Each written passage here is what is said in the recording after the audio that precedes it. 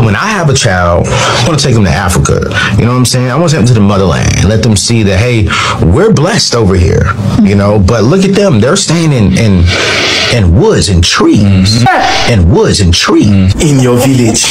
Why do you think you have to carry your children to Africa to understand affliction? Affliction, Papa. You think there's no affliction where you are? Should we tell this thing where people want to use Africa as scapegoats to understand a lesson on gratitude needs to be analyzed as premium madness. There really is no excuse for this level of ignorance. Hey my lovelies, welcome back to my channel. Hi guys, welcome back to my channel, and if you are new, I hope you stay and enjoying the family. Welcome guys. So guys, quick question. Is there an excuse, like a legitimate excuse, for this level of ignorance in 2024? Because just look at the statement. When I have kids, I'll take them to Africa because we are blessed over here. But look at them. For some reason, that is what got me the most here. But look at them. They live on woods and on trees. But look at them, because of course they're animals. They're monkeys and they're baboons. Look at them. They live on trees. It reeks of not just ignorance, but either below human intelligence or like a type of superiority, you know, with which you look at beings that you perceive as just being lesser than you. Because there is so much in that sentence, but look at them. This is beyond an embarrassment. And this is the reason why the stereotype, I call it a stereotype because I know that not all Americans are this dumb. And this is the reason why this stereotype and this narrative about Americans being the dumbest or some of the dumbest people on earth will continue to be pushed because of people like this, because of statements like this. This nonsensical trend of needing to visit Africa to understand a lesson in gratitude is just ridiculous to me. As if there isn't enough going on in America. As if there isn't a homeless crisis in America at the moment. As if there aren't people in America who cannot afford food. As if there aren't enough places you can take your kids to in America to learn a lesson or two about gratitude. No, you need to fly them a whole continent away. But look at them. Anyways, I think this guy's name is Anthony O'Neill. He's supposed to be like a financial advisor or something like that. I wouldn't trust him with my money. But anyways, people have come for him and he has been dragged to filth. Okay? For obvious reasons. I'm going to play some of those clips first and then I'll come back. I want to take them to Africa. What? You know what I'm saying? I want to take them to the motherland and let them see that, hey, we're blessed over here, you know, but look at them. They're staying in woods and trees. In your village. Why do you think you have to carry your children to Africa to understand affliction? Affliction, Papa. You think there's no affliction where you are? Should we tell you? This thing where people want to use Africa as scapegoats to understand a lesson on gratitude needs to be analyzed as premium madness. Why us? Affliction finished for your side. Let him go in paradise. Now before y'all start, I understood this message. He's trying to let his kids know why they need to be grateful for everything that they have. Okay. I'm not even going to go into how developed Africa is. There is Google for that. It's the fact that we could even make the case that his kids will be able to relate more to things that they see within their own continent, because they're like, hey, we are low-key like in the same area and these things are happening. I didn't know. That makes even more sense. Listen, Papa Motherland, you and your children can travel to Africa, but please don't let affliction relations be the reason you guys are traveling. Affliction, Dad. No madness today. All I have to say is shots fired. The shots have been fired. My friend, you want to go to Africa. You want to take your children to Africa. But you think that we live in trees. Jesus, my friend, we have houses. Bigger houses than here. More beautiful than here. Let me tell you something. In Africa, where I'm from, when you buy your house and you pay your house, you own your house. It's not like here in America where you buy your house, you pay your house, you don't own your house. What type of foolishness is that?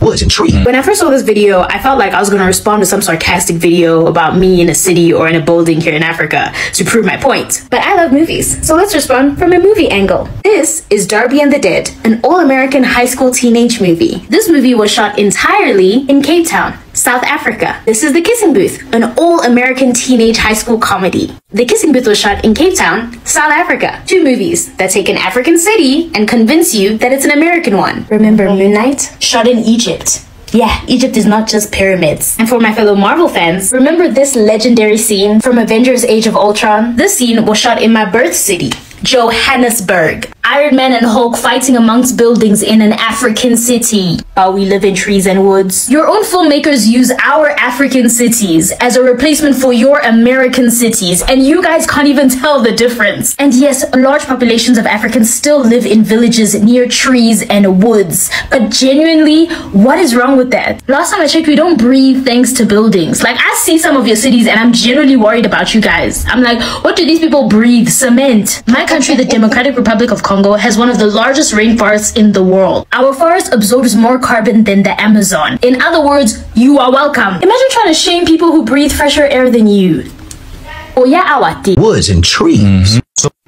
We have so many fucking problems in this country, in America, that this guy saying this is completely laughable, because I only know like the bare minimum of things that are happening on the damn big ass continent of Africa. Our school system is in shambles. There's states in this country where we have no drinking water. Oh, and by the way, as of today, September 18th, there's a flying jet plane that's unmanned, that's flying on autopilot, that the government cannot get down and they cannot find it. It could be literally over my head right now and fall right on me. But yeah, woods and trees. And by the way, that's the same thing, you know. That's the same thing. Woods and trees are the same thing, fool.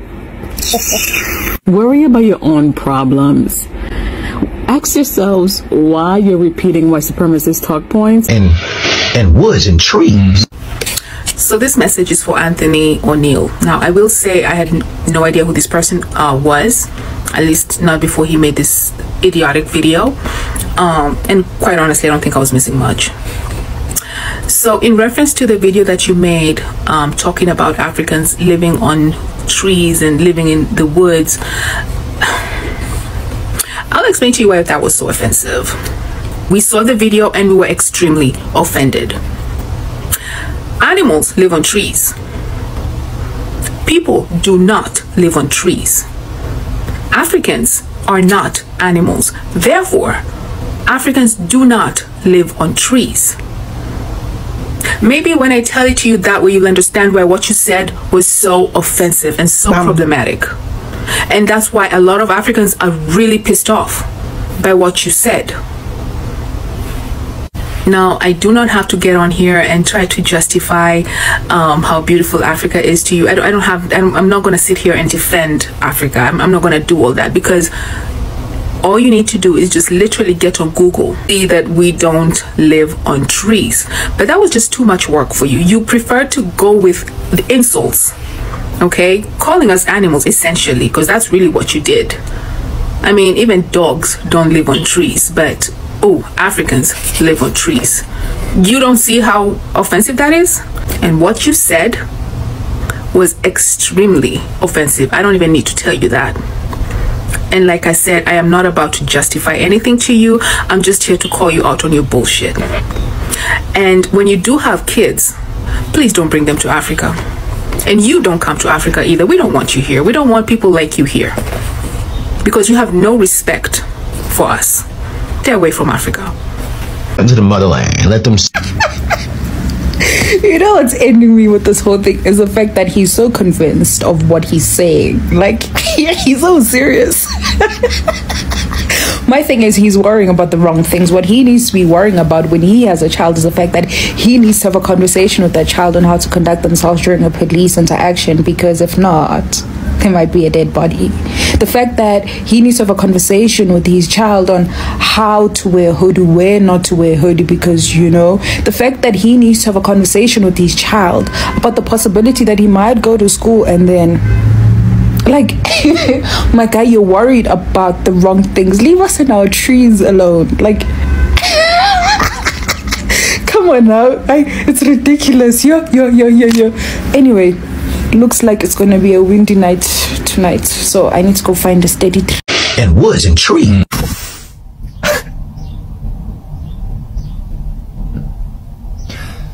I'm trying to think. Does the Americans really think before they speak or say something?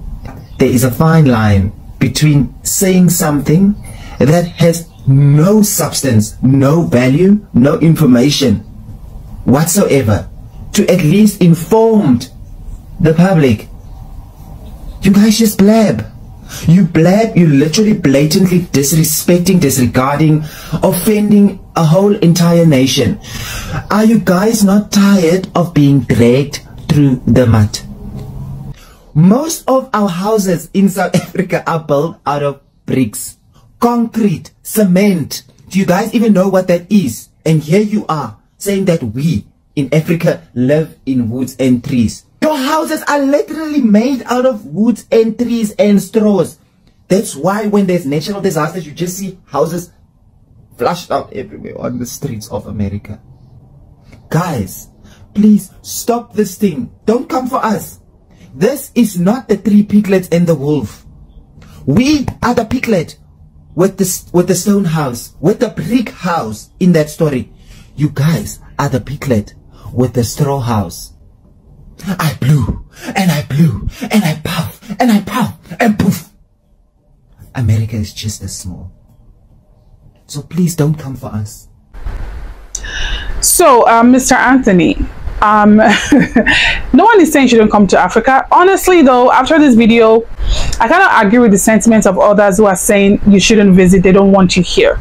Because, of course, if you are coming to Africa, you are not coming for the beautiful food, for the culture, for the beautiful safaris of Kenya, for the beautiful colosseums in Egypt. You are not coming for any of those things. You are coming for affliction tourism. Misery tourism, poverty tourism is the reason you're coming to Africa. Even if you see those beautiful things, no, you're going to be looking for affliction and poverty, because that is the reason you came in the first place. So honestly, I don't know about you visiting, but honestly, I feel like your children will learn much easier, and I feel like they'll be able to relate much better to the sufferings within the country where they live, because they can relate better. So why don't you take them to some of those places in Philadelphia, in San Francisco, where people are, where some of the residents are literally living on the streets? Why don't you take them to those places? Why don't you take them to shelters within the US? I feel like they can relate better to that. Why don't you teach them about how to prepare in case one of their classmates suddenly becomes a mass shooter and starts to shoot up the whole school? One of their teachers or one of the guards. Why don't you teach them to prepare for that? Because these are things that we don't have to worry about in Africa, but you have to worry about in America. Why don't you teach them about problems that are unique to you in your country as Americans? Why you need to fly them all the way down to Africa? Because you don't have enough going on in the US. There are people in your country who cannot afford food. It costs you an arm and a leg to literally buy organic, healthy food when we literally get them here at our backyards, literally. I feel like this level of ignorance, I feel like we shouldn't call it ignorance anymore. I feel like if you are still this uninformed in 2024, I feel like this is willful, this is deliberate, this is intentional ignorance.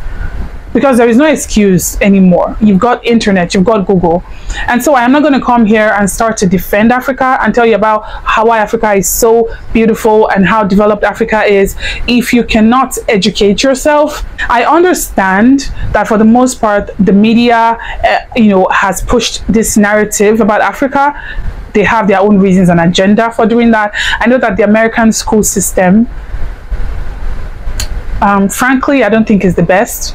And they haven't really helped in dispelling the stereotypes about Africa. I know that majority of Americans growing up really did not know any different about Africa.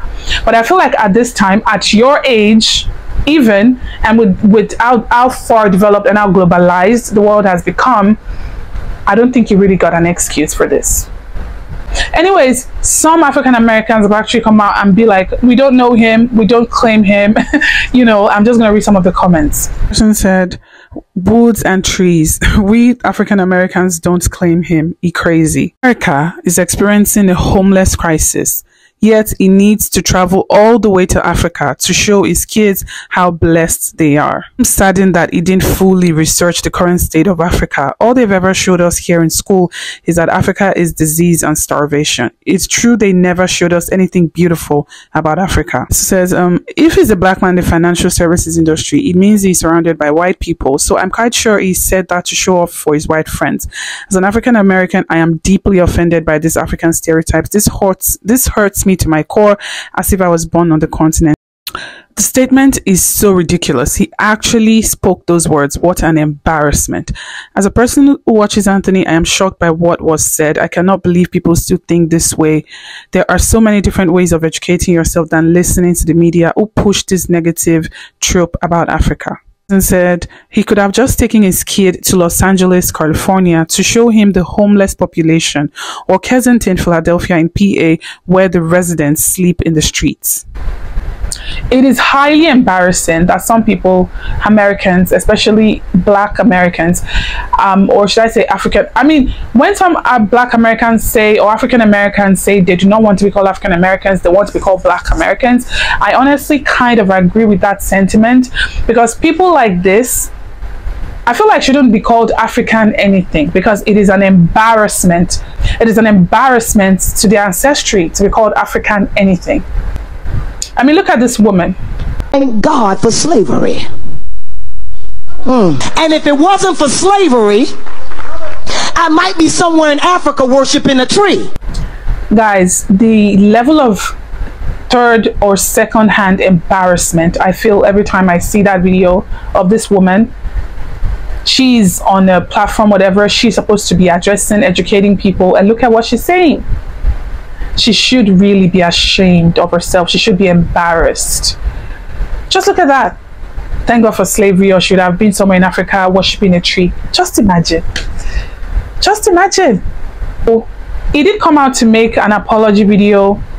He called it an apology video. I'm going to play it for you guys. So I was off social media for the weekend to come back and to see hundreds, thousands, and millions of views on a video that showed me on a show that I shot about 3 months ago, 3 or 4 months ago, with me saying that Africans are living in trees and in the woods. When I watched that clip and I went back to my show and watched the full context of the show, I am completely disappointed in my words. I am completely apologetic to my African brothers and sisters, because that was a very immature, a very distasteful comment for me to make. And I want to own that, and I want to apologize. There's two things that I know when it comes to communication. It's always about intent and then the impact. My intent was for sure to not disrespect the culture, the motherland. If anyone knows me, I am for the African American people. But the intent doesn't matter right now, because the words that I spoke, the impact was bad. And I want to publicly, I apologize to my YouTube channel. That video is going up today. But I also wanted to come on Instagram and just apologize to my brothers and sisters, because that was a very immature statement of me to make. It was not articulated correctly of the intent of my heart. And I got to own that. To whom much is given, much is also required. And I said something that foolish on my platform, and I got to own it. I got to fall on the sword, and I got to apologize. And I apologize to everyone who I offended with that statement. I apologize to my black brothers and sisters. I apologize to the culture. I apologize to the community. And it will not happen again. As I know for a fact that my Africans are not living in that. I think I was speaking too fast. I said something that was inaccurate, and I didn't catch it. And I just want to come over here and not make any excuses and own the fact that the impact that it had on my brothers and sisters, it harmed it. And I got to give my hats off to my African brothers and sisters, man. I saw one or two of the videos that were addressing my comments. It's because the comments are kind of harsh. But one of the videos, man, was actually, I would definitely say, not hilarious, but it was very educational. Like, it was very, very educational on how she educated what's happening in Africa. And so I just want my African brothers and sisters to know I love you all. Thank you for calling me out on something that was inaccurate for me to say. And as a black man, I need to represent the motherland better. And I am going to Africa next year. We've already booked a trip. I can't wait. And I can't wait to learn about everything in Africa, to learn about every aspect so I can come back and better represent our community, better represent our heritage, better represent our community. So, of course, in the video, he acknowledged, he talked about, you know, how what he said was foolish, and that when he replayed the video, even to his hearing, he sounded really dumb and all of that. Yes, he acknowledged that. One of the main reasons why I'm not very impressed by the apologies, I feel like for the most part, he hasn't learned, or should I say unlearned, majority of things that he still feels is the truth about Africa. Honestly, that's the vibe I get. I get the vibe that he still hasn't educated himself, but maybe he has. Maybe I'm just getting the vibe. If that's the case, good for him. Please, let's inform ourselves. It's 2024.